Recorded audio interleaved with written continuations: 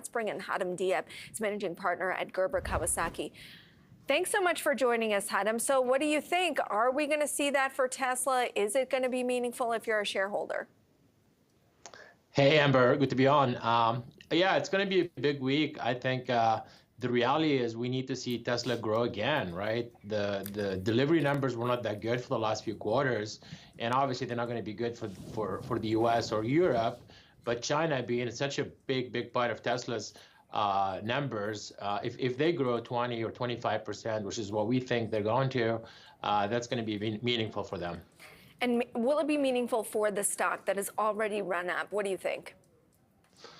Well, the stock is barely up for the year, right? That's so right, I think, yeah, I think Tesla has obviously underperformed. There's a lot of issues, some of which are macros, right? Like the economy is slowing down, rates are high, and so forth, right? And there is also some issues relative to Tesla itself with the brand and what Elon's been doing with politics and so forth. I think both of those things have been really weighing on the stock. But ultimately, if the car business doesn't do better, in other words, if we don't see the EV business really pick up some steam and growth coming back, the stock will still struggle, I think, going forward. It sounds like you're kind of in wait and see mode. You'd like to see maybe fundamentals and some of the noise dial down a little bit. Let's talk about some other areas of the market. NVIDIA had been under pressure, but that seems to be coming off, as it seems like, top insider selling, at least for now, is on pause. Yeah. I think Jensen sold some stock and everyone is freaking out about that. But it's normal for insiders to sell when you have such a big run up. NVIDIA is still one of the most exciting stories in the market, right? I mean, obviously it's been playing out over the last couple of years. But if you think about this buildup in the AI infrastructure, nobody is close to NVIDIA. They still have a 2 to 3 year ahead of everyone else. So I think the reality is we haven't seen this play out as you could, and it's going to happen over the next 2 or 3 years. Okay, can I throw a possible idea out there? Is, would you take some of your profits of NVIDIA and look at a totally beaten up, but maybe not done Intel? That's a good question. Intel is such no. The easy what answer was it? What are you going to say? The easy answer is no. I think the reality is Intel is used to be one of the best companies in the semiconductor space, but the problem is when everyone is making money in AI, Intel cannot manage to make any money. They actually have decelerating growth. They have a lot of issues internally. There's a lot of people leaving.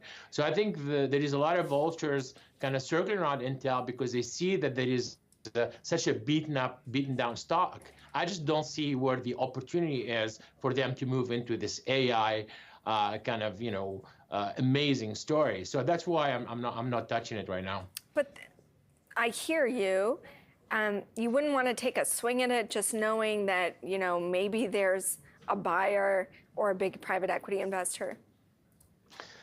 Listen, we're money managers, right? So for us is really trying. We're not traders. We're not trying to figure out what's the trade for the next couple of days. We're trying for long-term value, right? And yeah, we have taken some gains in NVIDIA just simply because it's done so well. But for us, we don't see what the long-term picture for Intel is. And maybe that will change, right? If we see maybe some management change, if we see a better plan forward. And you're starting to hear Amazon doing a deal with them. You're starting to hear about the fabs and so forth. But I don't see that story right now playing out. Meta is hitting another record high today, and today they're just continuing to pitch these glasses, these augmented reality glasses, the metaverse. I don't know. Yeah. When is the industry just going to give up on it? I don't think it's ever going to happen. Well, I don't think Meta is hitting all-time highs because of the glasses. I think they have their Connect, their annual conference happening today. Yes, but I think Meta's story is really interesting because they're one of the few companies that are able to use AI to really drive engagement to their products, right? So they're not just investing in AI for the sake of investing, but actually they're using the AI investment that they have put in to really drive engagement, and as a result, drive bottom line and profits for the business. So I think they're probably one of the few companies that have been very, very successful in this AI drive. I have seen it. I've seen Meta AI show up in my WhatsApp. I don't get a ton of use out of it yet, but are you clear as an investor that you're seeing early returns, or what is it supposed to do? Enhance engagement? Yeah, and that's exactly it. Enhance engagement, people spending more time on Instagram, on Facebook, on WhatsApp, simply because they have better ads delivered to them. So as a result, there's better commerce happening on these platforms. They're spending more time because the videos or whatever engagement that they have on these apps are just better. And I think that's really ultimately what you want AI for, right? You want AI to drive better business, and Meta seems to have figured that out.